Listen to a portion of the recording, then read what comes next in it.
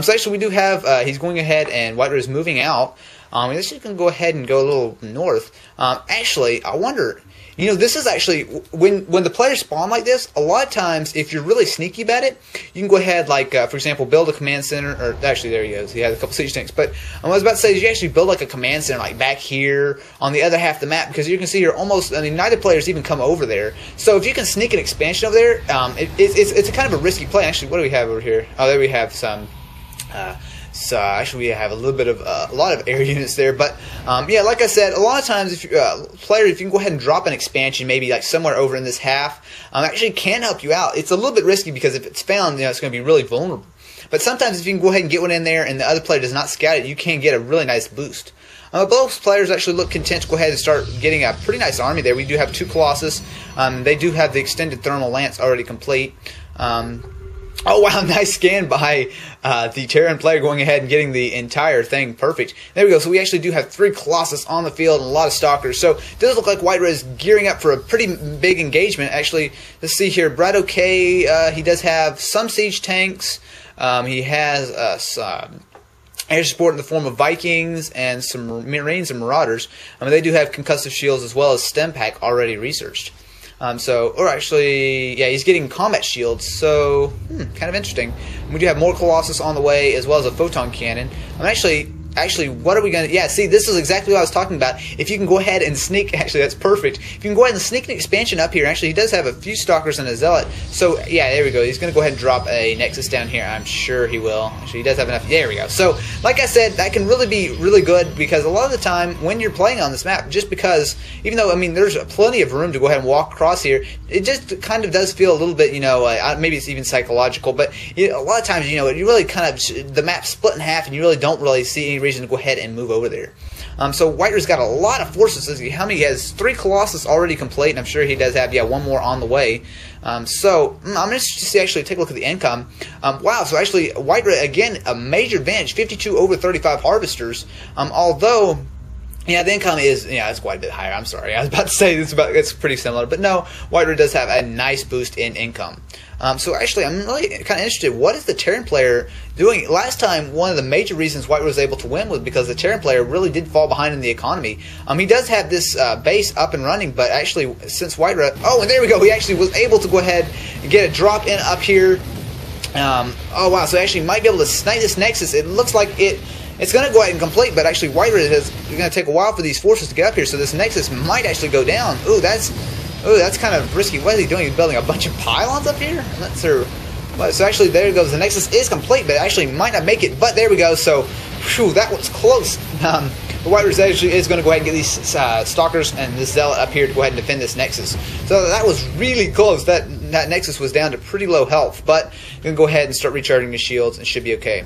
So actually, wow, that is a big army. Actually, if we go ahead and take a look here at the army size, WhiteRa is in a commanding lead, 169 supplied to 118 for the Terran player. And although the army is actually not that much bigger, a lot of the difference is the fact that WhiteRa has a lot of probes. So that is a nice army. I like the composition there. Actually, we'll go ahead and grab this. We have a little bit of everything. There we go. So those Marauders trying to come in there, but there's not a whole lot of those Marauders can do. However, these Vikings, of course, can attack these Colossus because Colossus, one of the downsides of Colossus is that they actually can be attacked by both ground and air units. So we'll have to see about how WhiteRa is able to go ahead and counter that, because actually he does have a nice force of Vikings, and with that really nice range on those Vikings, they really are a great counter for any player to go ahead and when they're facing Colossus. So actually, it looks like we're going to go ahead and see another drop here. I'm really curious to see. It does not look like WhiteRa is prepared for this one either. And actually, they will take the Nexus down this time. So wow, oh wow, that was wow, yeah, there we go, ton of ping right here. So wow, that was nice play by BratOK. I'm actually really not sure why WhiteRa was not prepared for that. And actually, here we got something else here. And there we go. So that's exactly what I was talking about. Dropping a siege tank up on this high ground can really abuse this and do a lot of damage to the Protoss player. Wow, that is such a huge army.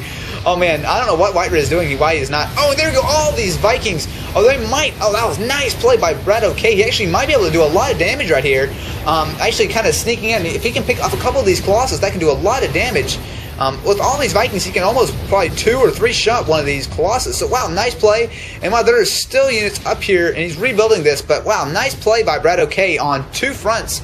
Actually, he does have another command center. I'm not really sure where that's headed, but probably, yeah, there we go. So going ahead and going over to that expansion, which is actually really close. But wow, so nice play by BratOK. Like I said, he's able to go ahead and get a double attack going. But it doesn't look like WhiteRa is ready. Just kind of do it. So WhiteRa might be ready for a counterattack. I'm not really sure. Again, the army size is actually almost dead even. So even though WhiteRa has, again, he has a much higher supply count, a lot of that is drones. Actually, we take a look here.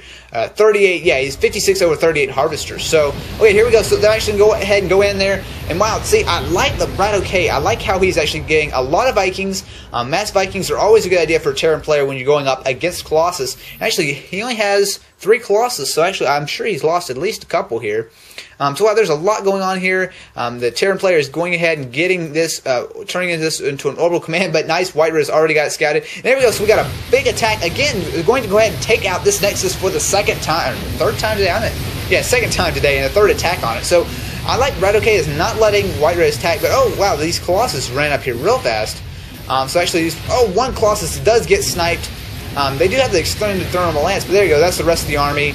They're going to clean up these marauders, but actually he's leaving himself open to a really, pretty much just a wide open for a counterattack. I'm kind of interested to see what BratOK is going to do with this. Actually, WhiteRa is going to go ahead and grab another expansion. So he actually, yeah, he's rebuilding the Nexus here again for the third time, I believe. I don't know. I'm losing track here, but he does have actually 4 Colossus, and of course these Colossus do have 1 shield upgrade and 1, and he does have the thermal lance. But oh, there we go. So it looks like the Terran player's got a bunch of tanks sieged up. He's gonna go ahead and try to attack the Protoss. BratOK actually might be able to just end the game right here, right now. These guys have these siege tanks who are just kind of shelling away. Here goes the Protoss player. I'm not sure what he's doing. Actually, he's gonna try to get us around. This is actually going to be a big battle here. The Protoss. Oh wow, what is WhiteRa doing? He's actually kind of backing. Trying to back up into a good position, but oh yeah, see, I really like how BratOK is really taking advantage of these Vikings, really taking out the Colossus before they can really do a whole lot of damage. There they go, they're landing, and actually this was really bad for WhiteRa. I don't see anything really he can do.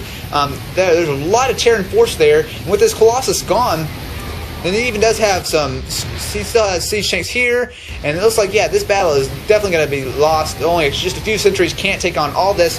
So even though WhiteRa is really trying to, actually he is going to go ahead and get some pros, but actually we take a look at the army size now. Yeah, WhiteRa has almost nothing compared to, yeah, there you go. So WhiteRa does GG out of the game.